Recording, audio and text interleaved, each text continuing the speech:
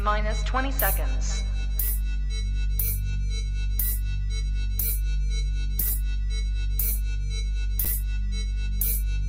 10, 9, 8, 7, 6, 5, 4, 3, 2, 1, 0. I'm supposed to be the franchise player, and we're in here talking about practice. I mean, listen, we talking about practice. Not a game, not a game, not a game. We talking about practice. Yeah. Not a game, not a game. Me. Bam. Me, man. Not a game. Slap that like she scored 30. What are we even talking about, man? We talking about sports here. Woo!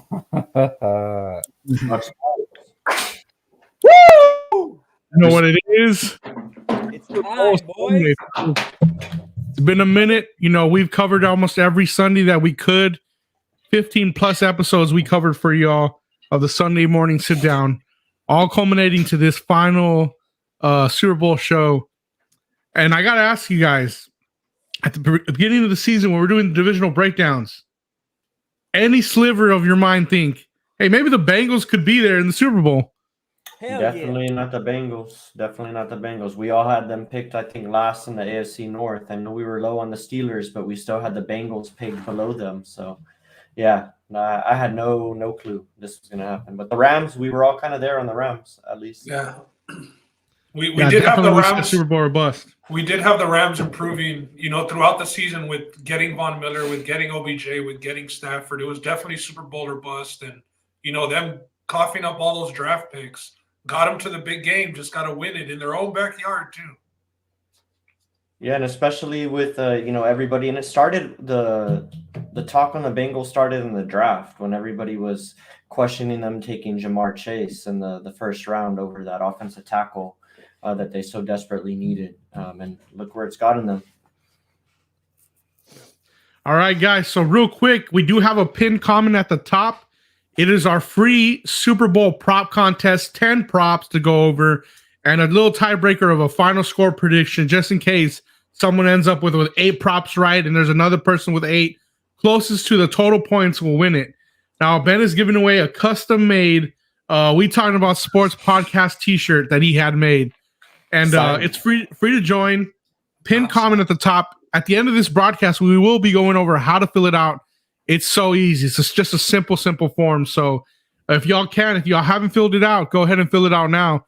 No double entries, please. Just keep it to one. We'll give you we'll see the double entry. The name gets on there. So, Yeah, let's keep it to one. We got the captcha too. No robots. Hey, man. That was for Rick, bro. Rick thinks he can win everything now just because he won the Johnson championship, bro.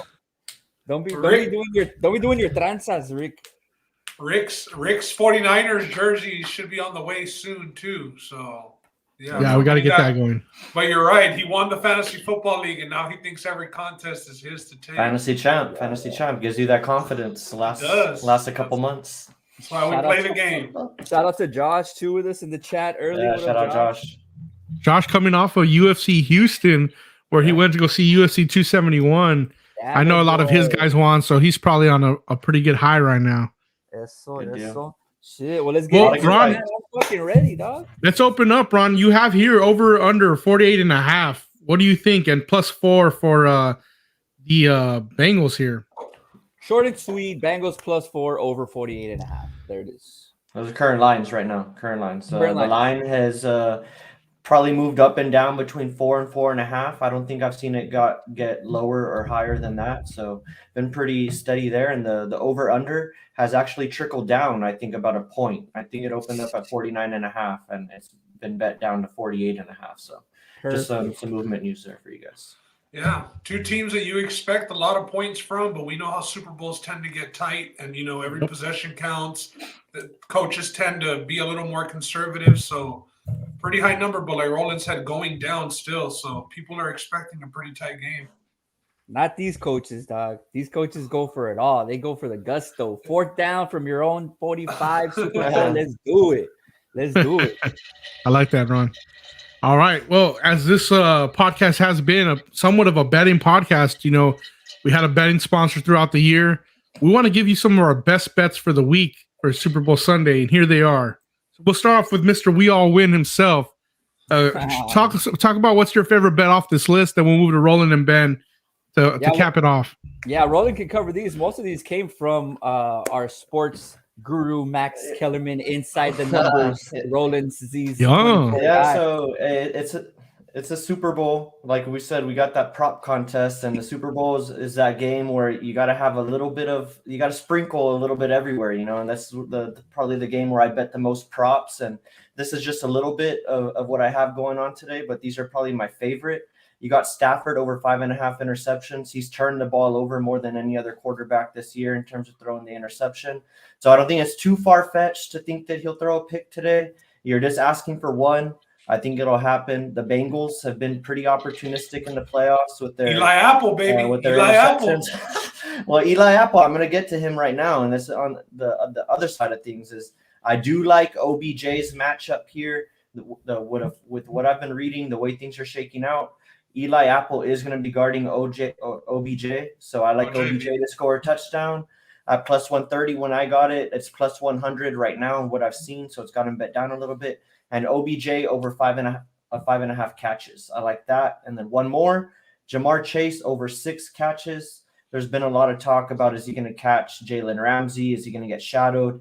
Jalen Ramsey has been shadowing a little bit more as the playoffs have gone on, but I still like his connection with Burrow, and I do think we'll get to it later. I do think the Bengals are going to be playing from behind a little bit, so I think they're going to be passing a little bit more throughout this game. So I like Jamar Chase over 6 catches. Damn, Jose, tell us how you really feel, dog. There we go. Not an Eli Apple fan, apparently. Jose was one of those guys triggered by Eli Apple's Twitter rants the last couple of weeks. Against the cheetah himself, he was going off. Hey, Roland, wouldn't that be something? Eli Apple gets the pick, cashes that Stafford prop for you, and then gets toasted by OBJ and cashes the other one. Yeah, I'm really circling that matchup right there. I'm really dialed in. Nice. Ben, what about you off this list, or do you have any other props that you personally like? I've been known to be a very big OBJ hater, but I do expect him to have a big game being the number 2. I mean, you got to think the number 1 key has to be stopping Cooper Kupp.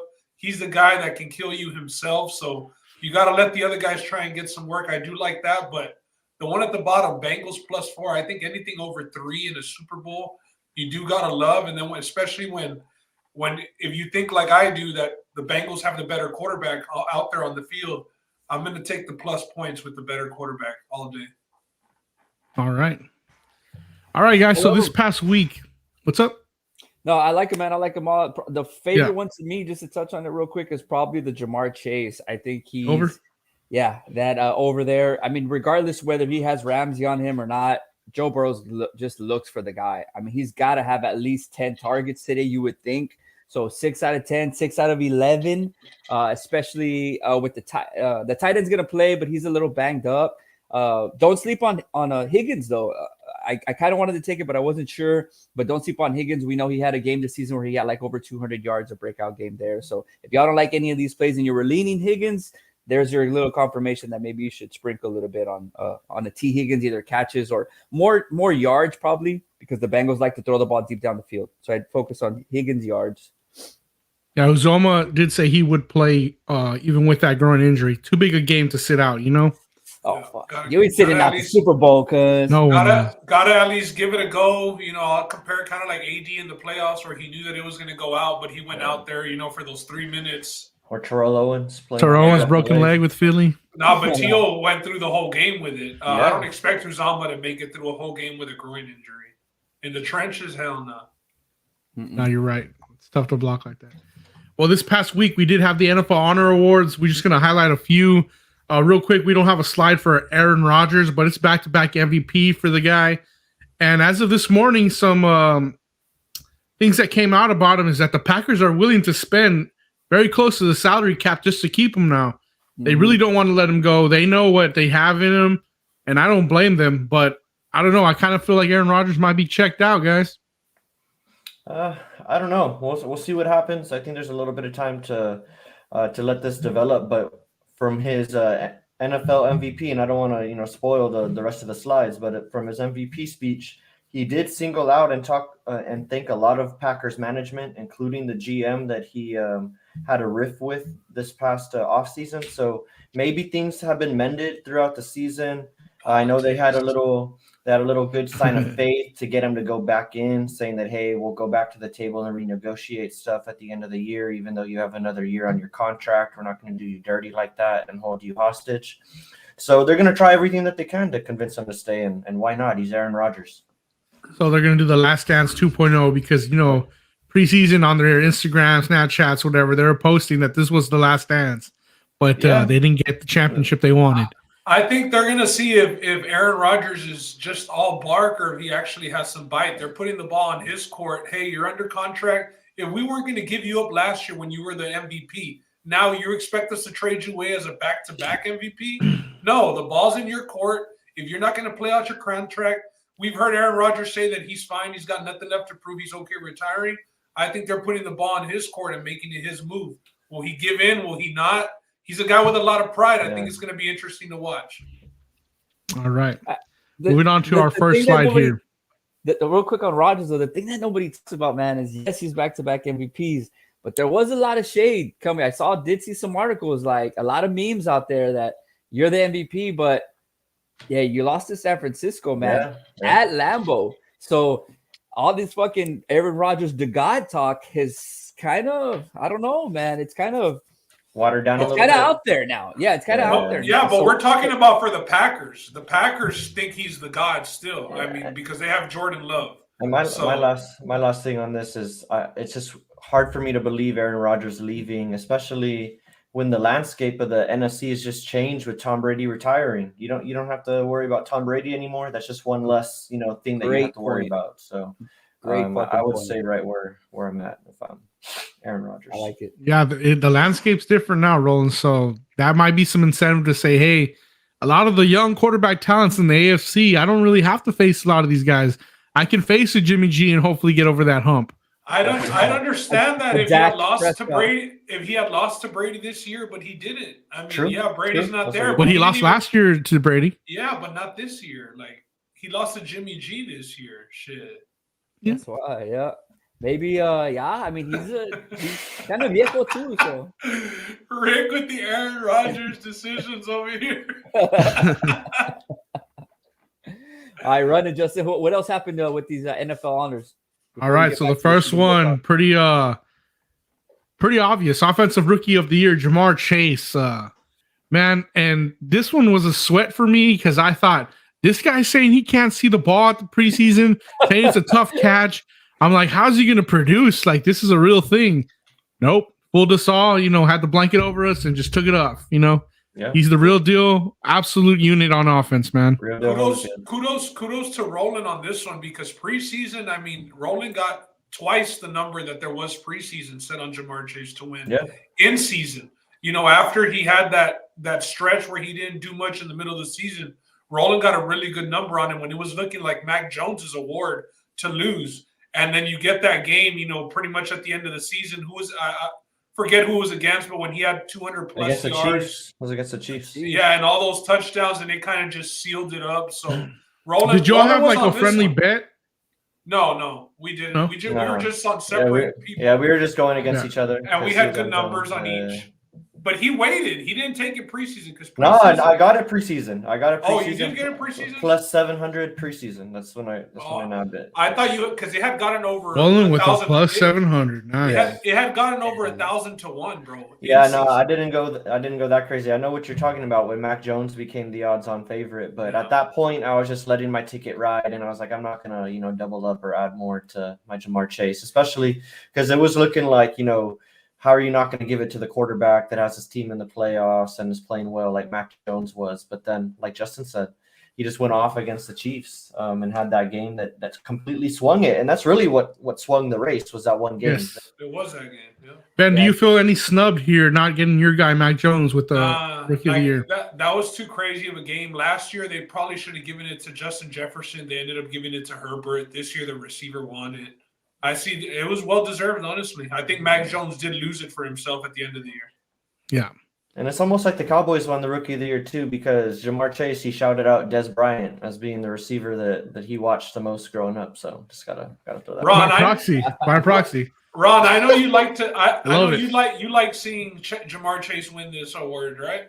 Oh hell yeah, man! We can go to his stats, bro. His stats are ridiculous. Yeah, then pull on, Ron. You got him here. I mean, they're crazy, bro. And I like it because there's a lot of prima donna wide receivers. You know, everybody knows I don't like those guys. I'm not a big OBJ fan. You know, guys who just want the ball and scream for the ball. Juju doing TikToks on the field.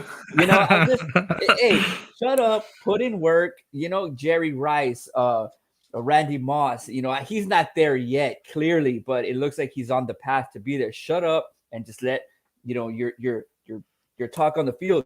And I mean, look at this guy's stats, bro. And with his receptions alone, 81 catches for 1,455 yards. I highlighted the yards here because he had the 4th most yards in the league with not even double-digit, catches. You have guys like Cooper Kupp who had, close to 2,000 yards, but on 145 receptions. This guy is the big play, the big target, the big baller, and he's the big guy. Throw it up to him on a fade in the end zone. Hit him, slant, and he can get you that yak. This guy's the real deal, and it's cool because he's young and follow this guy throughout his whole career. And I just going back to it, the fact that this dude took a year off in college and didn't even touch the playing field and still went into the draft. Still got drafted. When betting on yourself goes right, because when it goes right, not Dennis Schroeder, this shit went right. I think he has just an incredible story, considering that he was originally committed to Les Miles in Kansas before he moves to LSU. I mean, just the absolute right idea to say, you know what, this commitment is not the right one for me. Let me go play with Joe Cool at LSU. And Justin Jefferson. Imagine that team that they have together. Everybody likes to talk about it, but him and Justin Jefferson on the same wide receiving core, it's pretty crazy to think about, especially what they're both doing right now. And the just fact like that he'll OBJ have and Juice. but the fact that he'll have Joe Burrow pretty much for his entire career, bro. This guy's numbers, I mean, like Ron said, we're gonna get to see his whole career, but this guy's numbers are gonna be crazy because of the connection with Joe Burrow. Yeah, and they have that connection. You can tell it's like one of those things where Joe Burrow knows exactly where Jamar Chase is going to be at all times. I don't know. I like seeing, especially like on these 3rd down plays where you need to get the 1st down, and Joe Burrow is just going to go and throw that little back shoulder fade to Jamar Chase and just do it time and time again. Definitely look forward to looking at that throughout their career, like Ron's saying. The NFL's in good hands, man. You worry sometimes with the guys like Brady and Rodgers getting older of who's going to take the reins next, but we have them here. They're stars. We got the Bills guy. I'm forgetting his name, Josh Allen. We got Mahomes. We got Burrow. We got Herbert. I mean, the NFL is going to be in good hands. The next line of solid QBs that are going to have a long career are here, and it's good to see. As far as the award goes, it's a consensus with us here, I think, and a consensus all around the league and with football fans. Definitely deserve it. He didn't get nobody got snubbed. The right winner won the award. So props to Jamar Chase, man. Rookie of the Year. I think the next one was pretty unanimous too, right? If I'm not mistaken. Oh no, not this one. This one you was were mistaken. But this one, I put this slide in for me just because this game meant a lot to me. I had a 3-game parlay here, and I was so pissed off because I needed the Ravens money line, and I was going to make bank against the Lions, and I just take off. I'm pissed off. I leave the place where I was watching. I'm on my way home. I'm cussing out my friend because he was like, it's a lock. And I was like, you told me. And sure enough, he starts yelling on the phone. I'm like, what? And this is Andrew Sanchez, by the way. Starts yelling on the phone, and I'm like, what, dude? And dude, they won 66-yard field goal. I stop playing with me, bro. I hung up. I was so pissed. I remember that game too. They pulled it off. They won. Yeah. That was when the Ravens were rolling at the beginning of the season, winning a lot of games that they probably shouldn't have, a lot of one-possession games, and then it balanced out late in the season, and they slumped. But, yeah, if it was going to happen against anybody, it was going to be the Lions, for sure. Yeah. What a moment. All right, moving over to Offensive Player of the Year to keep on the Jamar Chase for Rookie of the Year, but Offensive Player of the Year, without a doubt. I mean, the numbers he put up, gaudy numbers. Consensus. Cooper Kupp, Offensive Player of the Year. Yeah, nothing to say other than he broke a lot of records. He broke the Calvin Johnson, I think, yardage record, and he I got the numbers for you right here, Roland. Yeah, he did note that he did it in an extra game than Calvin Johnson. So I got to shout out Cooper Kupp for being humble right there. And the other thing I want to say is he could have, made an argument for MVP with the numbers that he put up. I mean, I don't think it's that crazy to think that Cooper Kupp could have actually won MVP this year, because if you think about it, whenever Matt Stafford was in trouble this year, who was the guy making the play for him? It was Cooper Kupp, and that's gone all the way through to the playoffs, down to that Bucks game. Who was the receiver on the other end of that pass? It was Cooper Kupp. Roland, with the numbers that Cooper Kupp put up and him not getting the MVP, do you think that this MVP award is now just reserved purely for quarterbacks? Last year Derrick Henry, this year Cooper Kupp. It's unfortunate to say, and people have called it. I think Deion Sanders is one of the guys I saw a tweet the other day. Just go ahead and call it the quarterback award, or the most valuable quarterback award. And QB. And I see the frustration for the guys who play the skill positions, but again, on the flip side is how can you argue about if you have an Aaron Rodgers or Tom Brady against those guys truly being the most valuable players in the league? I mean, the quarterback touches the ball every single play of the game. So when you look at it that way, it's hard to say that, hey, any other player outside of like an Aaron Rodgers or a Lamar Jackson who won it a year or two ago shouldn't be the MVP. It's hard to say that they shouldn't be, So while I get the arguments for the skill receivers, if you still have, or skill players, if you still have these guys like Aaron Rodgers, Lamar Jackson, Tom Brady putting up numbers, they're going to get the award. It's unfortunate, but that's just the way it is. What do you think, though, Justin? You posed the question. It's a good question, but what do you think? It just seems at this point it is just a quarterback award. You got 2 years where you have justification to give it to someone that's not a quarterback, and yet they gave it to Aaron Rodgers both years. My bigger thing here, though, with Cooper Kupp winning Offensive Rookie of the Year, he's a receiver. You see receivers on this list. This is the receiver list for top yardage. Who would you rather have, Cooper Kupp or Justin Jefferson? Because Cooper Kupp, even though he puts up the numbers, he does play on the inside, and Jefferson's playing on the outside where it's a little bit tougher to get open. Yeah, that's a great question. It comes down to one of those things like, do you like the physical attributes that Justin Jefferson has? He's taller, faster, probably a better, more explosive route runner, if you will. But Cooper Kupp, he's proven, 145 catches, that's insane. Like, that just proves to me that you know how football works. You know how to find the open spot in the zone. You have that connection with your quarterback. And, you got to be getting open, because at this point, it's hard to believe that teams aren't game planning for Cooper Kupp. So to answer your question, Justin, right now today, give me Cooper Kupp over Justin Jefferson, because I know I'm going to get over 100 catches from him. Hey, Roland, how's everybody over here agreeing with Alex Trevino in the comments saying that Aaron Rodgers didn't deserve MVP? No, I didn't say that. That was I know. I'm saying, well, what are these guys talking about? I know where you stood on this, but who deserved it then, guys? If not Rodgers, we're just talking. No, the question was the guy that we're talking about. Yeah, you missed. Oh, y'all are saying Kupp deserved it over Aaron Rodgers? No, what we're saying was if Rodgers, because last year and this year, refilling. I'm sorry. Go ahead, Roland. Go ahead.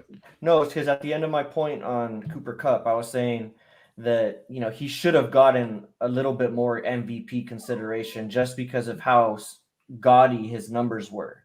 His numbers have never been seen before. Granted, Calvin Johnson got there or got close with his season that he had, but Cooper Kupp's numbers, the record that they have 12-5, although people want to say that that's more of a team thing looking at the record, but still.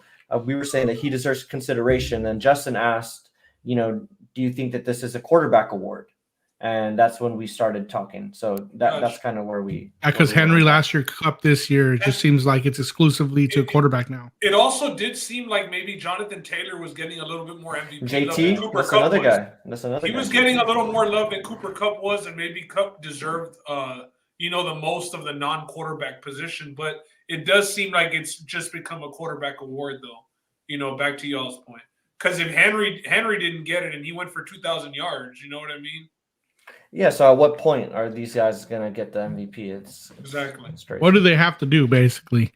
Yeah. All right, let's move on to Defensive Rookie of the Year. For me, Ron and Roland, this is a big-time thing. We got our guy. He fell into our lap, Micah Parsons. What do y'all think here? Any other defensive rookie even close to Micah? No, it was unanimous. They didn't do any other highlights for any other players. They didn't announce any other contenders. Yeah. What do you that's think, his Ron? award and his alone. Ron, let me ask you, as a Cowboys fan, all right, I'm a fellow sir. Cowboys fan. What were your thoughts on draft night when we got Parsons, and what are your thoughts now on the guy? Shit, I was all in on Parsons. As you guys know, we did a show, and I said Micah Parsons would be the first defensive player taken, I believe I said. Or I said something like that, and the odds were really high, and he almost got there. I think another defensive player got taken before him. Corners went before him. Samuel. Yeah. Samuel So, I Jr. mean, this dude is an absolute stud. I'm glad that we got him, and he wasn't a dud either. He was everything that he was made out to be.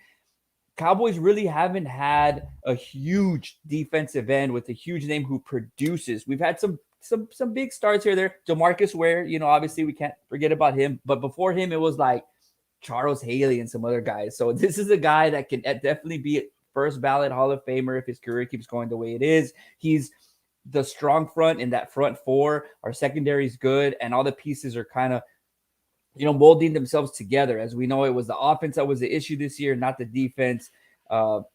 Unanimous consensus on him. I'm excited. He's young and he's hungry. He's becoming a leader on the sideline as a younger guy. Usually the vets hold that role down. I would say he is the defensive leader at this point already. Yeah, and a lot of players and a lot of coaches have came out saying, like, this guy gets in our faces. He holds us accountable. He wants to win. And that's what we need in Dallas, man. So excited for him. I'm glad, as a rookie, he won it, and the future's bright for this kid. I think the reins on the leadership has transferred from DeMarcus Lawrence to Micah Parsons. Yeah, as an outsider looking in, we know one of the Cowboys' biggest holes was the defensive pass rush, and this guy came in, led the team in sacks, double-digit sacks. He was even up there for Defensive Player of the Year honors, for a week or two in the season after that Giants game. So he fixed a big hole, which was the pass rush, especially with Lawrence out. I mean, can you imagine Lawrence being out and not drafting another pass rusher? They would have been – Taco Charlton clearly didn't work out. This was a home run, and it wasn't even a top 10 pick. Was it? Yeah, it was a top 10 pick. He was drafted, Was it I want to say, 7th. Okay. 7th or 8th, something like home that. Home run. And it wasn't our number one on the board because we were looking at cornerbacks, but we were looking at Surtain fell into our lap. And Horn. And, to answer the question that I asked Ron, I was a little, I want to say, disappointed on draft night because I wanted those corners. I wanted either Horn or Surtain to pair up with Diggs, and we ended up getting Parsons, who before the draft was the highest rated defensive player, as an inside linebacker. And he comes in and provides the pass rush that the Ben's talking about, and that just speaks to his versatility. This guy is insanely gifted when it comes to his athletic ability, and he seems to get it when it comes to being a leader and, just the X's and O's of everything. So excited to see where this guy's future goes, and I think I need to get me a Parsons jersey for. That's y'all's next jersey. Yeah. Him or Diggs. Y'all got to go defense. Nah, I'm gonna go Parsons because I'm still like. Half and half on Diggs, burned, bro. Diggs still gets burned. He still gets that. He still gets that a piece of toast hanging in his locker room on Mondays when he opens it sometimes.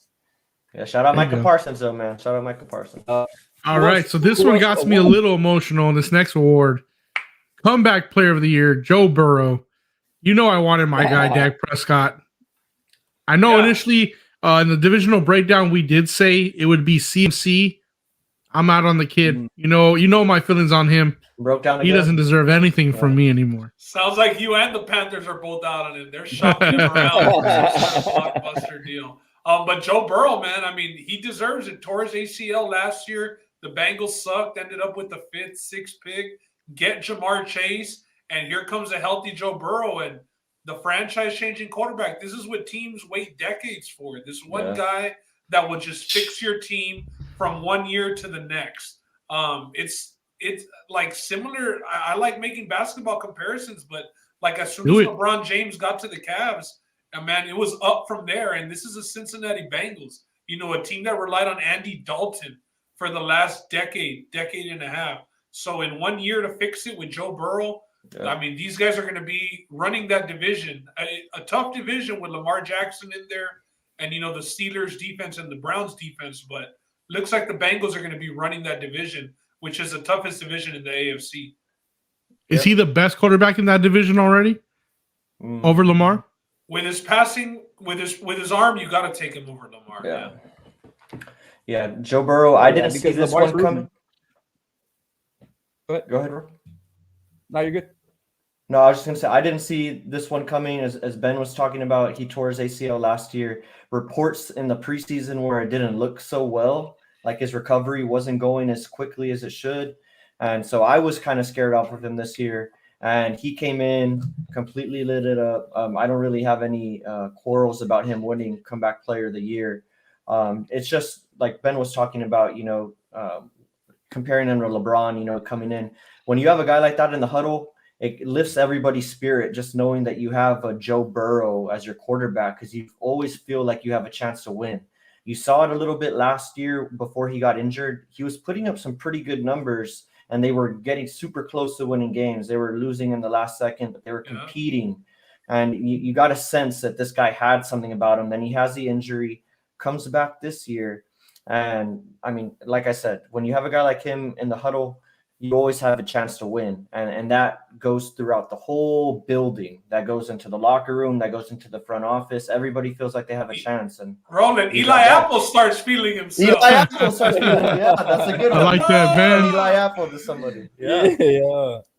He gave Eli Apple that blue check mark on Twitter. He's Joe Burrow's They verified him afterwards. He's Joe Burrow's teammate, damn it. What's wild is, man, Eli Apple was something else at Ohio State. I don't know why in the NFL he fell off so hard. Yep. Hey, Ron, you've been in the pocket with Burrow all year, right? All year. I'm in the pocket like Burrow. Definitely deserving of this reward.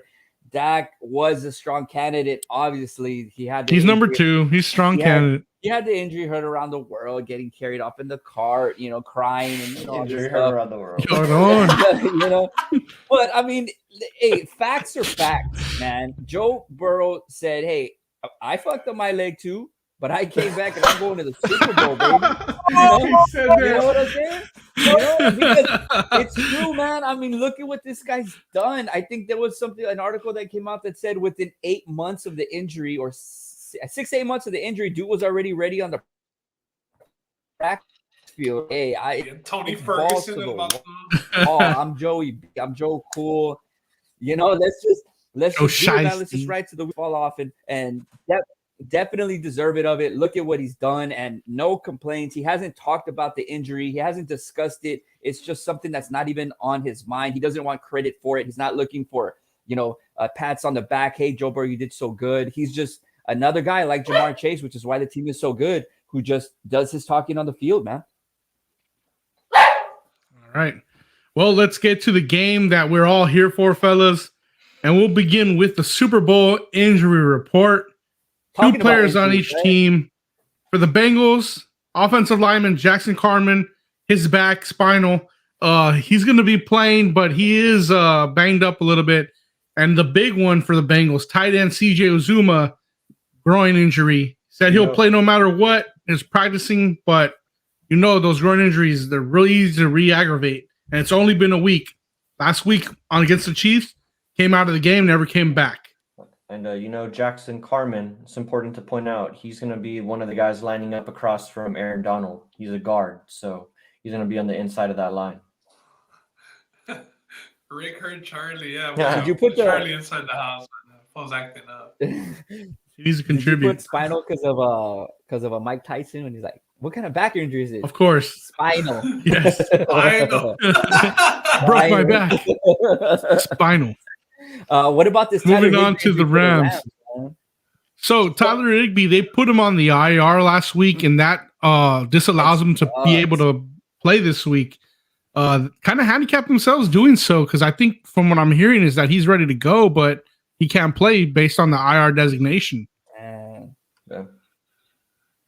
Battle of the tight ends being injured, huh? And we got an offensive lineman as well. Chest. Damn, we got some crazy injuries today, bro. Spinal. You got a spinal injury, a chest injury. Yeah, so he hurt his chest last week, and he was placed on IR as well. All right. This is like one thing that's not on the injury report, but has been a huge thing all year long, and I'm glad that nobody got it or it's an issue in the Super Bowl. Is Don't do it. Don't do it, man. You know, no coaches. Well, they stopped testing, didn't they? We all knew it was going to go down the drain once the playoffs started. All the coaches. Can't have the Super Bowl get fucked up. But just because the NFL doesn't test doesn't mean that some guy gets it and is like literally fucking dying. You know what I mean? So luckily nobody got it. Luckily everybody's healthy. Coaches, staff, and that we know. Well, I mean, visibly that we can see. So. All right. Roland and Ron in conjunction put together a little tell of the tape. I want to let Roland handle this one and tell us what he sees here. Yeah, it's a little tale of the tape in honor of UFC 271 being yesterday in Houston, Texas. Kind of put together a little tale of the tape for both teams. Kind of let you guys know how each of them got here. The Reaper got robbed, by the way. They both took different paths to get to the Super Bowl. So without further ado, we got the Bengals. They're sitting at 10-7. They won the AFC North with that record. They won the last 4 games of the season to go ahead and lock up the North. It took them down to the wire, including that game against the Chiefs that we talked about with Jamar Chase. Their quarterback, Joe Burrow, we all know about him. We just talked about him winning Comeback Player of the Year. Best weapon on offense, arguably, is Jamar Chase, the guy they just drafted this year, Offensive Rookie of the Year. Best weapon on defense, arguably, it's either between Hendrickson, their defensive lineman, or the guy that I have up here in Jesse Bates, their safety, or Eli Apple. He's been playing some good defense. I'll go Eli. Can't leave him out of this discussion. Put him on the list, Their biggest strength is their passing offense. Since the middle of the year, their passing offense has been in the top 10 in all metrics. We've all talked about it throughout the pod. Burrow and Chase and Higgins and Boyd, all those guys. Biggest weakness, as we all know, we haven't talked about it yet, but it is their offensive line. Their offensive line has given up the most sacks in football. That has continued throughout the playoffs. Most notably in that game against the Titans, Joe Burrow got sacked 9 times. But they still came away with a W because Ryan Tannehill can't hit an open receiver. Neither here nor there. Their biggest unknown, though, is probably, for my money, I put the list together. If you guys disagree with me, is Zach Taylor, their head coach. I want to say that's their biggest unknown. This is, the team's biggest game. This is the biggest game he's ever coached in. He's made some questionable decisions. If you want to go back and nitpick throughout the year, he's made some questionable decisions on 4th downs and deciding to punt it or whatever, what have you. He's made some decisions that his team has overcome, is what I've been reading. So that's the list for the Bengals. Do you guys have any comments before we talk about the Rams? As far as Zach Taylor, man, I saw something today where he comes from that Sean McVay coaching tree, which is crazy. I mean, there's like 4 it's like the Green Bay coach. I don't know the names, but the Green Bay coach, the San Diego coach, obviously Zach Taylor, and McVay's like younger than all these cats, man, and they all come from his tree, which is just wild to see. The Dolphins' new head coach is also part of that Shanahan coaching tree. Yeah, but just like Roland did here, the tail of the tape. They are the underdogs here. If you would be like, look at it, boxing MMA style, they are the underdogs. But if you look at this tail of the tape, man, they're not underdogs, by much. Great passing offense. The offensive line, like Roland said, is questionable, but they've done enough. They've given Burrow enough time. Yes, he's gotten sacked like crazy. He was the most sacked quarterback, but they've done enough to give him enough time, especially in the second halves. I don't know if it's maybe a scheme or they're doing something different. I don't know. Maybe keeping the running back and keeping Mixon in the backfield to block more. But they just give him enough time and enough lanes for him to either scramble or to make those plays down the field. So it is their biggest weakness. But and anything on the Bengals? Crunch time comes, they've come through. I just think that Joe Burrow erases that head coaching, maybe miscue or disadvantage. We know that he's the one, he's the guy. So he's him. So he's him. So I think that it erases a little bit of whatever he's going to make up for that coach. I mean, if shit's got to be changed up in the huddle, Joe Burrow's going to change it up. And if the mic goes out, Joe Burrow can call plays. He's got that. He definitely has that in his bag. Definitely. Yeah. There might be some microphone malfunctions in his helmet today. And moving on to the blue corner, we got the Rams. I love this, Roland. They got here a little bit more conventionally. Everybody was pretty high on them in the preseason. You know how they got here. They accumulated a lot of star talent over the past couple of years, and they topped it off with Matthew Stafford in the preseason. They were 12-5. They won the toughest division in football in the NFC West. Their quarterback is Matthew Stafford. We all talked about it. They replaced Goff with Matthew Stafford, and first year of this experiment, they're in the Super Bowl. Got to say it's been a success. Their best weapon on offense, we just talked about him, the Offensive Player of the Year, Cooper Kupp. Best weapon on defense, it's still Aaron Donald. You can still make the argument that he can be the Defensive Player of the Year. Biggest strength is also their passing offense. Their passing offense ranked throughout the top 10 the whole year. We know the connection that Matthew Stafford has with Cooper Kupp. OBJ has been coming along since they brought him out and really made me look stupid because I was over here thinking that OBJ might be on the way out, but all it took was just replacing replacing Baker Mayfield and Matthew Stafford, and the guy's alive again. Biggest weakness, though, is their rushing offense. They have not been able to get things going on the ground for much of the year, and that's a little concerning considering that McVay is known for his rushing offense. He comes from that Shanahan background that we mentioned a little bit earlier. He was one of those coaches, and it just really hasn't come to fruition for them. And that's led to, a lot of stall outs, that their offense stalls out more than any other in the league. But they do have that big play. But once you become a little too reliant on that, that does lead to the biggest unknown here, and that is Matthew Stafford's turnovers. Are Matthew Stafford's turnovers going to play a factor in this game? He's thrown more interceptions than any other quarterback in the league. And when they have lost, I know they've only lost 5 times this year, it's been because Matthew Stafford has either thrown a few pick sixes or he just couldn't keep the ball. So Justin, do you think that Matthew Stafford's INTs are going to play a factor in this game?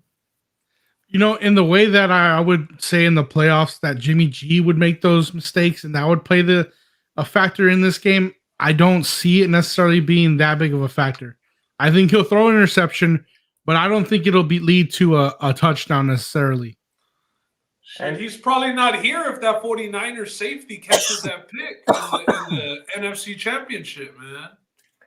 Hey, Roland, the thing is, you had biggest weakness and biggest unknown, and you didn't use Raheem Morris for any of those two, bro. I don't know. Mark is watching. You. The Rams defensive coordinator, if they gave up a 17-point lead to Jimmy Garoppolo in the second half of a game, listen, Joe Burrow's going to take these boys by storm. So you think that there's a little bit of a weakness there with the defensive schematics? There's been a lot of talk, a lot of people, a lot of shows, podcasts, ESPN shows that I've been hearing. There's been a lot of talk of Von Miller for MVP. We've seen him be an MVP once already. That Super Bowl the Broncos won against Cam Newton and the Panthers. And we've seen Von Miller kind of get ramped up a little bit here coming into the playoffs. So this is a big Von Miller game. We've seen them have the Bengals do have an offensive lineman out. So Von Miller's a guy that's been there. It looks like he's peaking right now, peaking at the right time. So if the Rams D-line can get there, Von Miller, I think, has a case for MVP. But I think if Von Miller doesn't, if they can hold Von Miller to a sack or less, that's a big win for the Bengals. They're, like you mentioned, the O-line against the D-line, big strength and weakness for both teams. So he's probably going to get a lot of one-on-ones because they're going to chip Donald on the other side, or they're going to, shift the offensive line that way. So I like that. I mean, I like a little sprinkle there. Ron, do you think this is a legacy game for Matthew Stafford? I know that's been the other topic that people have been talking about leading up to the Super Bowl. Do you think he wins this and it makes him a Hall of Famer? Is he already a Hall of Famer in your eyes? Oh, man. Numbers-wise, he is, I would say. I mean, everybody saw the stats with Calvin Johnson and now him and Cooper Kupp. But it's going to be on the fence, man. If he wins this, he gets into the Hall of Fame. I would say if he loses this, he's just going to be another great quarterback who's just had crazy numbers. Yeah, and so a legacy game. It's a Another legacy Cam game for Newton. Matthew Stafford. Yeah, definitely legacy game here. And what are the chances that he gets back? You know, it's already tough. up there in I mean, age. I didn't- It's hard to get back. Well, with Tom Brady retiring, I mean, the odds are a lot better, right? very Well, they true. do go up. And if Aaron Rodgers leaves the NFC, the odds go up even more. So Yeah, stats the here, Rams first of all, Super Bowl legacy. window did stay open a little bit longer due to the moves. Edgar did say front office of the year. Listen, a lot of people were grilling them for trading every fucking draft pick that they own for these players who are, already all pros, have been Pro Bowlers, whatever it may be. And it seems to have worked for them. The main thing was quarterback. We've seen them get to the Super Bowl with Jared Goff.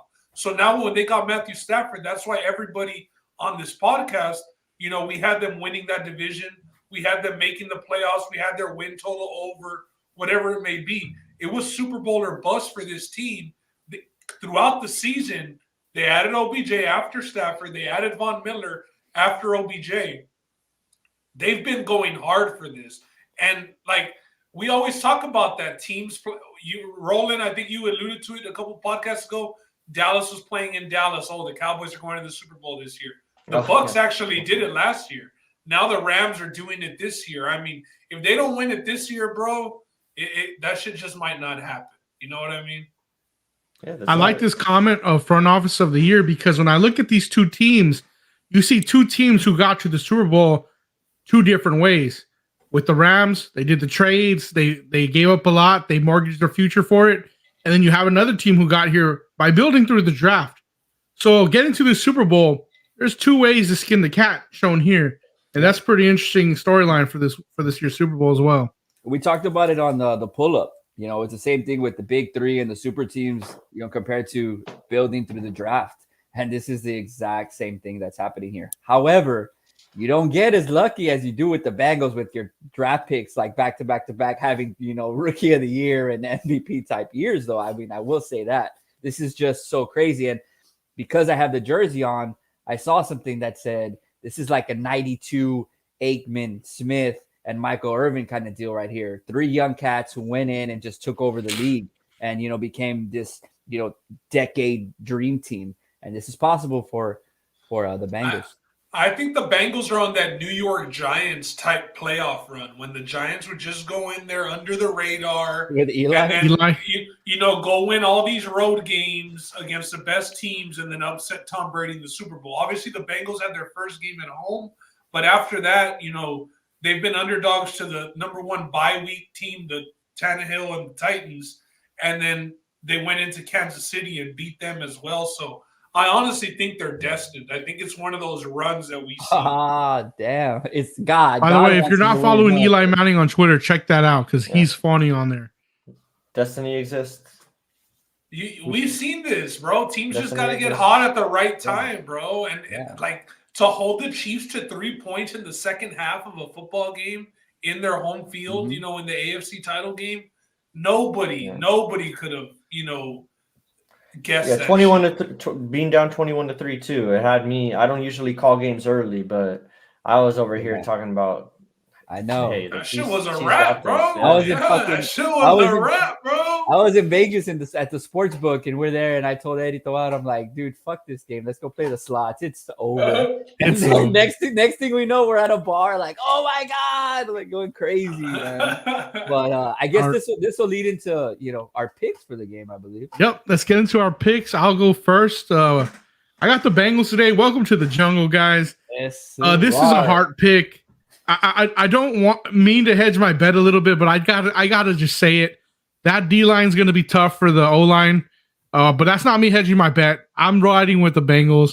I think they're gonna get it done. They're gonna hang around and be the more resilient team on the back of Joe Burrow. I think it could be a late touchdown to put them over by maybe 4 points to win the game. That's what I see. Moving on to Ron, explain your pick. Shit, I'm sticking with my boy. Keep it short and simple. Joey B. And the sleeper the sleeper that nobody's talking about. We're talking about MVP this and MVP that and prop bets. Another young cat, no pun intended here for the Bengals, is all pun intended. McPherson, bro. Keep an eye on He's McPherson. What a good kicker. This guy, now the line is 4, but we're just talking about overall picks here. If you want a guy, I mean, we're talking about generational players. Tom Brady's the greats. Hey, Adam Vinatieri of the world. He won a lot of championships, a lot of games for, those Tom Brady Patriot teams. Could Connor McPherson be that guy? We talked about Justin Tucker earlier making the 66-yarder. A young guy. He doesn't fold.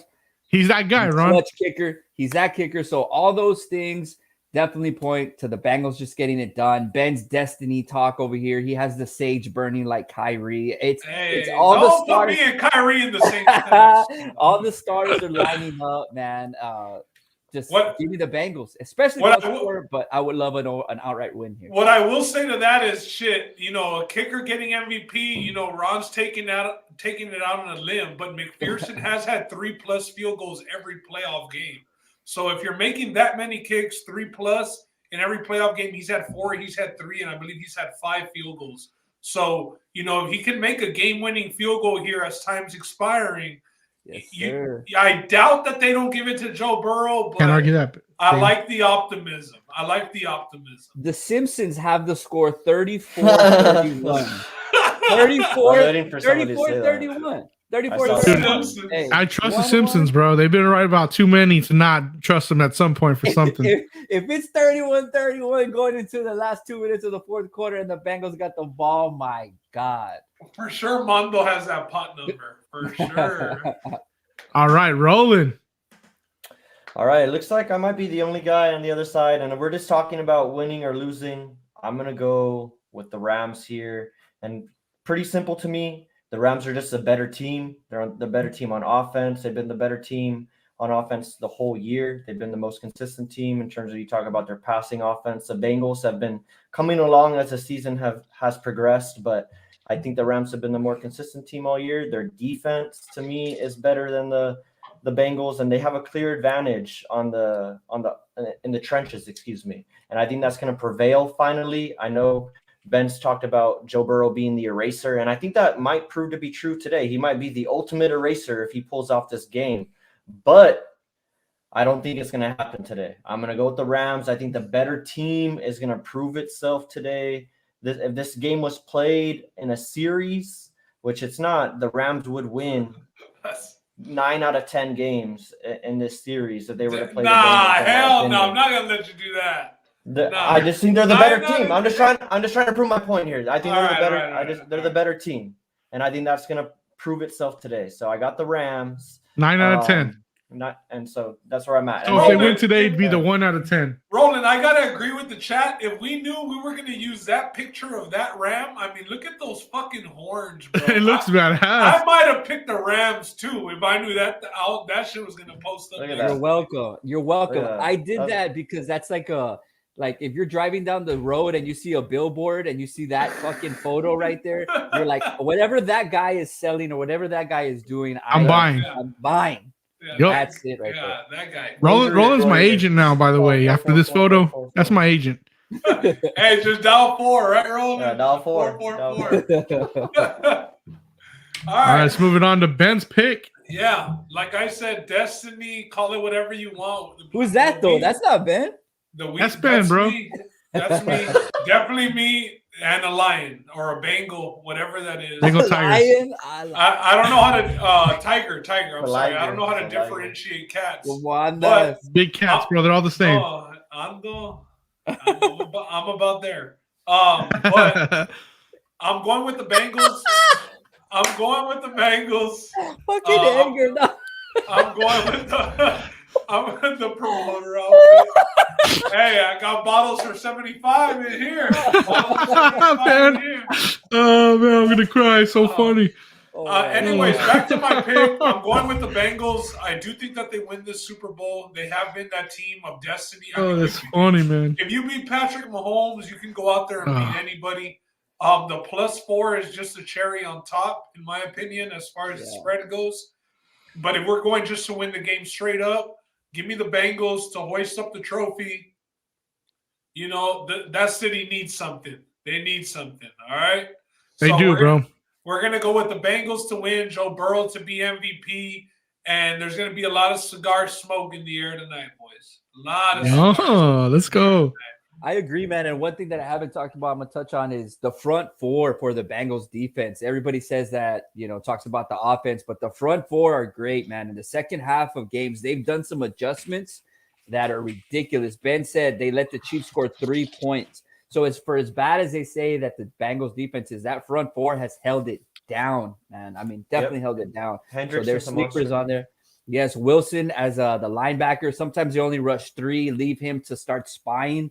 And you wouldn't really have to do that against Stafford. I mean, look at what the Bengals did to Patrick Mahomes. Now you have a guy like Stafford there who's less mobile and a little bit more of a risk taker.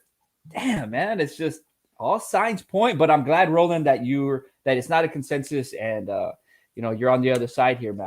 Someone's got to be right. So someone's got to lose and someone's got to win, Roland. Yeah, I love that. Right.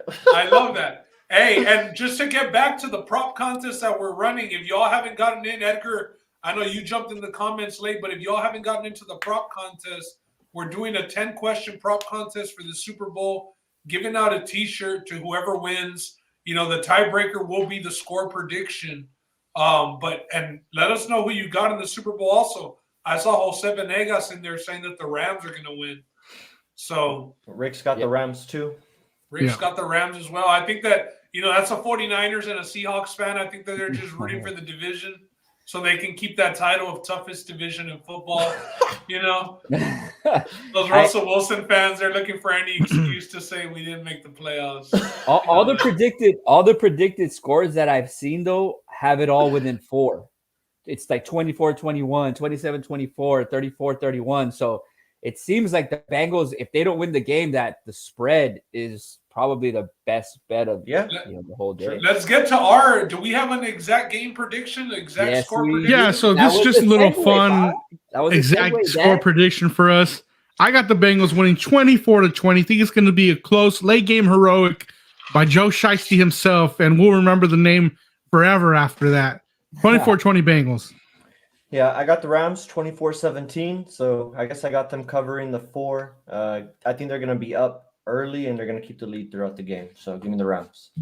All right, and like Justin, I got the Bengals, down 3 late, and then they score a touchdown, go up 4 points.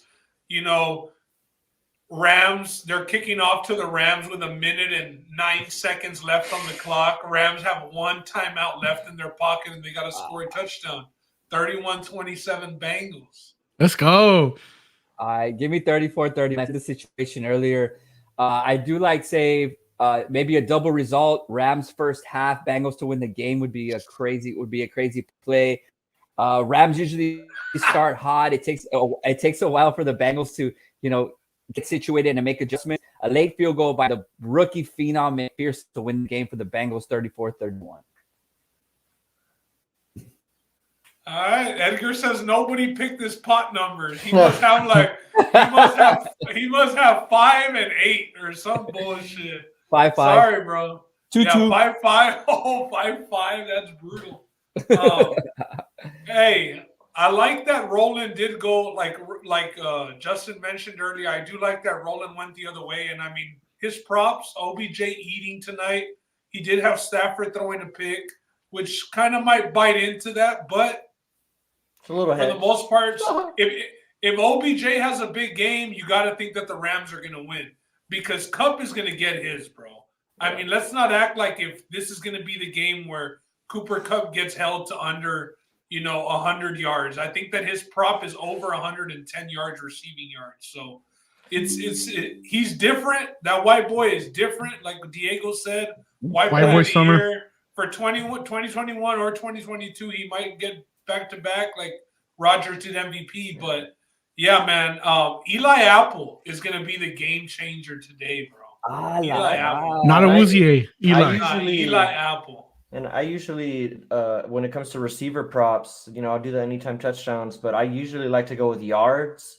but I backed off of OBJ yards props because earlier in the week it was, I want to say 60, and then it moved up to like 64.5, and then I checked today, it's all the way up at 69.5 when I checked this morning. So I backed off because I thought there's just too much movement upwards, so I missed out on a lot of value. But yeah, just a little point there.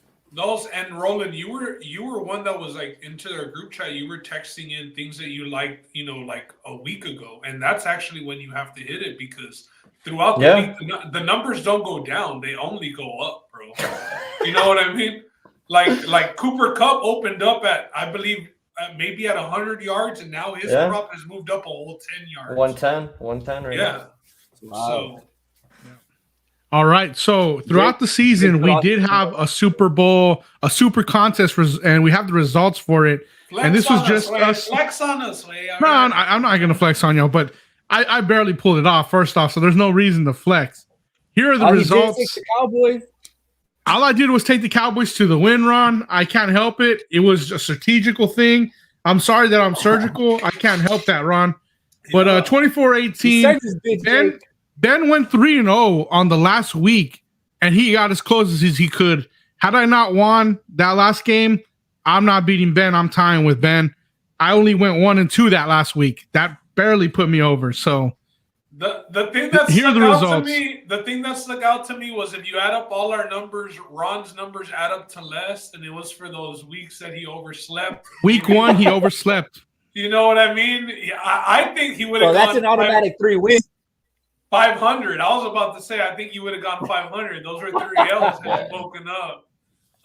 But yeah, we did know that Justin was up for the majority of this contest. He did keep picking. He knew when to pick the Cowboys, and damn it, did the Cowboys cover this year? Picked a lot of Rams, a lot of Bills too. Yeah, surprised that it ended up this close. But the good thing is, nobody was under 500. Nobody was. Bro, you made money if you tell. About wins. We talk about whether it was little money or a lot of money. Shit, we all won. We all win. We all won, or we all win. Everything. Hey, I love it, baby. All green on here. Everybody made money. Everybody up. It was a great fucking year, man. I'm so glad. I had so much fun. Thank you for everybody who watched us, from our top fans to the people who saw maybe one time. Everybody who shared it, everybody liked it. This is something that we love to do, man. I'm so glad you got me on. So thank you guys first and foremost. Hell of a season, boys. Hell of a season. Hell yeah. And we wore our team's jerseys, Ron, because we're just putting it in the air. We're speaking it into fruition. Next year, we'll be on here because the Bills are playing the Cowboys next year in the Super Bowl. All right? Yes, sir. All right. That'd be a nice little... Bring back the 90s again, man. Yeah. Hey, let's go through these questions real quick, just for the prop contest that we were talking about. 10 questions. I haven't filled out mine, so I will fill out mine as we do this. So everybody here invited to join this prop contest. In the comments here, you see forums.google. You click that. It takes you over to the link. You just got to fill out your email. That's just for us to know, verify who won. After that, you put your first name in here. I'll put mine. This is my prop contest. Don't copy me, but you can if you want. You can tell. Basically, it goes, which quarterback will have more passing yards? I'm going to go with Burrow here. Which running back will have more rushing yards, Akers or Mixon? I'm Bengals today. I'm going to go Mixon. And which wide receiver will have more receiving yards? Going to go Chase again, pulling for the Bengals. Opening kickoff, a touchback. I'm going to say yes. Oh, that's a game. Oh, no. I'm going to pause you there. Because this was a big thing. If anybody knows who Pat McAfee is, Pat McAfee was an all-pro punter. Now has a big, absolute great podcaster now. Second Life, now WWE commentator. Yeah, he's a man of many traits, but he's great. But what he said about that opening kickoff touchback, and that line did open up at plus 200 for touchback, yes. It's now at minus 110 touchback, no. So what he said is that football that gets kicked off for the first kickoff of the game, that ball is used for that kickoff, and after that, it gets taken to Canton, Ohio, because it was the first kickoff of a Super Bowl. So it gets put in the thing. He says it's like a brick, bro. That kickoff's going to go shorter. Probably. Yeah, that kickoff's going to go shorter than most kickoffs. You know, when you see kickers like fixing that ball on that tee, that shit bends. Push it together. Yeah, they fixed the air like Tom Brady did for those couple. No, don't say that. But the other thing is though, you got to think the guy receiving this kickoff. If you take it all the way, like Devin Hester did, that ball means more in the Hall of Fame. So the guy that receives this kickoff is trying to do the most with it. So the prop opened at plus 200 for kickoff touchback. Yes. Now kickoff touchback no is the favorite at minus 115. So for this one, Justin, I'm in a hard disagree. And this is because nobody. Hey, don't change your answer, Justin. Yeah, you said don't copy me. You said don't copy me. Leave me, yes. But the good thing is we're gonna find out as soon as the Super Bowl starts, baby. Okay, let's move on. First play of the game, rush or pass attempt. I'm gonna say both teams like to air it out. Let's go with pass. Right. Either team to score a touchdown on opening drive. I'm gonna say yes. Somebody's gonna score opening drive. Set the tone right away. I think it might be the Rams too. Never mind. Go ahead, Roland. What's up? No, you made your pitch. He's just gonna disagree and fill out his own. Oh, okay. So will there be a 2-point conversion attempt? I think with Zach Taylor there's a possibility that you do see something like that. Will there be a fumble loss? Cam Akers, maybe not. I'm going to go yes. Last play of the game to be a quarterback kneel. That means someone has won it. I don't think so. I think the Rams, like in Ben's situation, are trying to win the game in the end. They don't get a chance to kneel. They're trying to win, but they don't get it. And will there be overtime? I'm going to say no. I think this game gets done in regulation. Now, here's where you put your number for total points scored. So if you think it's a 21-24, you add that up and you put that total number. For arbitrary reasons, I'll just put 50, and that's it. You hit submit. You're in the contest, bro. That's as simple as it is. So everyone viewing, again, here is the link I'm posting in the comments. And you got a chance to win a free shirt here from Ben. So here it is. There we go. All right. We got a comment here from Gabby. She wants to know, all random, but I need to know, what's everyone making for dinner? This is South Texas, Gabby. We will be making barbecue and assorted appetizers like some cheese dip, and I don't know what else will be on the menu for today, but different things like that. This is not like the pizza and wings type of Sunday for us. Nice. Hey, Ben, we said when we first started the pod, number one rule: no wives on the pod, man. No, hey, that's honorary member right there. Honorary member, top fan since day one. Top fan, but doesn't shout it out. You know what I mean? Gabby, to answer your question, we're about to go to the meat market right now. It'll probably just be fajitas, chicken, sausage. Where are you going? Ain't gonna be no fajitas left. Too late. Just going to the meat market right now. Yeah, you messed up. I was at Bob Starks yesterday, and it was already looking slim pickings. Where are you going, Ron Aguilar? Where are you going? I got a spot, bro. I can't give away. Come on. No. Okay, then text me, please, so I can know your spot. I know I'm giving nothing away, man. Ron's gonna eat puro chicken today, bro. You're just going to the meat market right now. Los salchichas. Hey, I'm gonna end up having to go to Foy's. Hey, Foy's got those ribeyes by the pound at $7.99, I think, on sale. So, Roland, what you got, man? I know you were talking about what you were gonna cook earlier. Just do some steak and some wings. That's all I got going on. I got some steak. Nice, Roland. Roland's some steak and lobster. You know, it's a special day, so I got to get the steak going. Get on the run. Love that, Roland. Rick in the comments saying you're eating huevo con weenie for the Super Bowl. Huevo con weenie. Hey, te pasa. Hey, this guy wins a fantasy football championship, bro, and he starts getting like Dion in his prime. Hey, wait, this guy hit a Tui last night, and he's like, "Hey, yeah, I'm a fucking the Tuivasa win." Yeah, he did like Tuivasa last night. Yeah, he's like, "Get me on the pod, MMA tap hour. I'll make my own." All this stuff. All right, boys. Well, I'm looking forward to the Super Bowl, man. We'll probably be on next time for an NBA pod, but we'll have to do a little Super Bowl recap and just talk about what happened. It's either, it could have been a consensus, but Roland is on with Marky and the boys at home. It makes sense. It does make sense. California, he's repping it. Wore the sweater. Okay, Roland, I see it now. Don't own any Rams gear, but got the California. Pun intended. Real quick, guys. Not like those fake Rams fans that are out there with Dodge Ram symbols on their shirts. Talking about their Rams fans. Yeah. Real quick, guys, what are we thinking for the halftime show? What are we thinking about Dre, Snoop, Mary J. Blige saying she's not getting paid? I think if there's a prop for first song played, I think "Forgot About Dre" is going to be the first song played tonight. What's that other one that they're all known for? They said Snoop's going on first, I believe. I don't know, but I think Dr. Dre is going to be in control of everything because everybody that pretty much is performing was his artist. So I think "Forgot About Dre" is going to start. They should do what's the song? I think it's called "Guilty Conscience." That'd be cool if Eminem and Dr. Dre did that. Oh, I mean, I could care less if Mary J. Blige is on it, to be honest.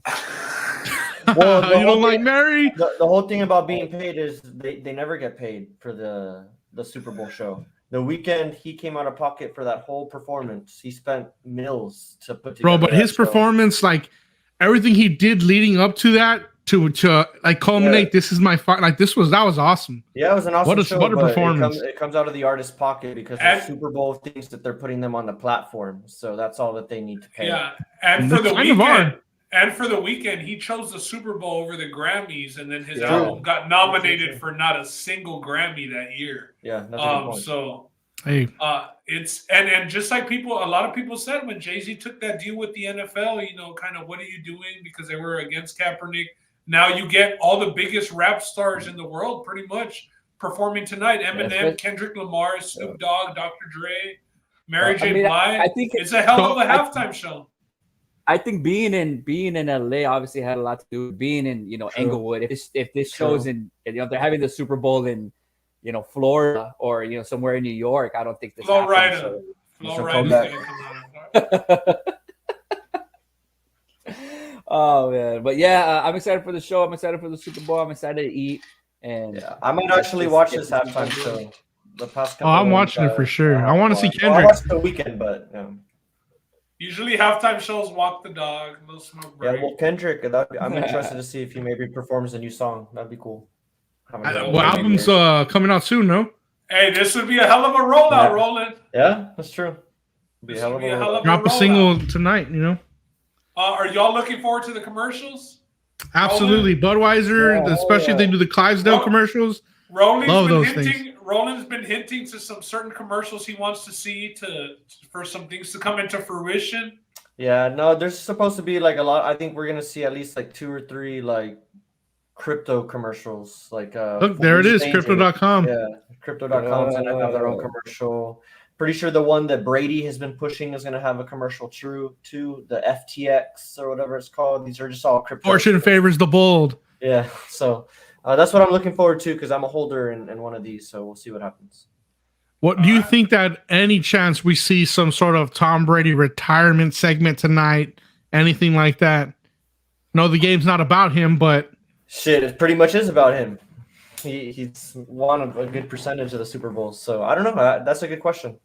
There's a commercial that Peter Berg's doing. I think it's like a Tostitos or it might be an NFL commercial, but it looks pretty sick. He animates all the top players, and it looks pretty dope. I look forward to seeing that one. Yeah, I'm looking forward to the commercials as well. I'm sure Doritos and Budweiser, like Justin mentioned.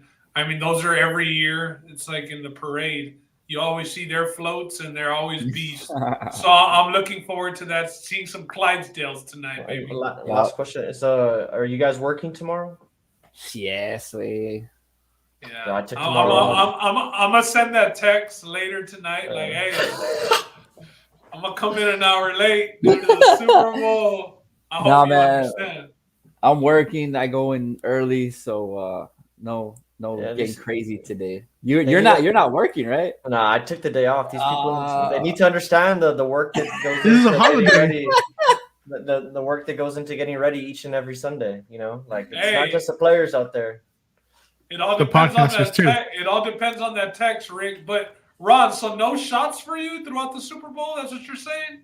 I mean, I don't think so, man. I really don't. I'm gonna be focused. I'm gonna have my mom and my sister over, and Ali. You know, obviously, you know, my wife's gonna be here, so I want to focus on making the meal good because it's a Super Bowl, and you gotta hold it down on the grill. That's number one priority. You gotta hold it. Don't burn the meat. Don't burn the meat. And if I start taking shots and drinking, I'm gonna fuck some shit. So, the chicken's going to burn. Have a great meal, man. Extra crispy. Yeah, they're gonna come with all the side, potato salad, the beans, the rice, and then to throw some carne in there. But after you're done on the grill, cuz when you're getting your nails done and your hair washed, watching the game. If the Bengals win, maybe a little Topo Chico 24-ounce hard seltzer. Ron, this is a big game for you. You prepared this week. New soundbar, new equipment. Yeah. Yeah, got Super Bowl ready, but bro. At the end of the day, the Cowboys aren't there, so it's a letdown. What can I say? All right, boys. Well, that's all I got. Also, man, wearing my Bills jersey. To hopefully next year we're doing this again. This is the second year that we've done the Super Bowl on this podcast. Next year, like I said, hopefully it's Bills against Cowboys, man. We'll go fucking hard. We'll do something special if that's the situation. Maybe I'll go to Vegas or something and have some friends tag along. If the Cowboys are there, we might as well, right? Now you're talking my language. That I like. Yeah, I would. All right, fill out that form if you haven't, and yes, sir. Fill out the form. Super Bowl, man. All right, thanks everybody who's tuned in through these Sundays. We appreciate y'all. Back to the regular scheduled program. We'll be releasing pods weekly again, recorded. Thank you all. Thanks, man. Thank you. Much love.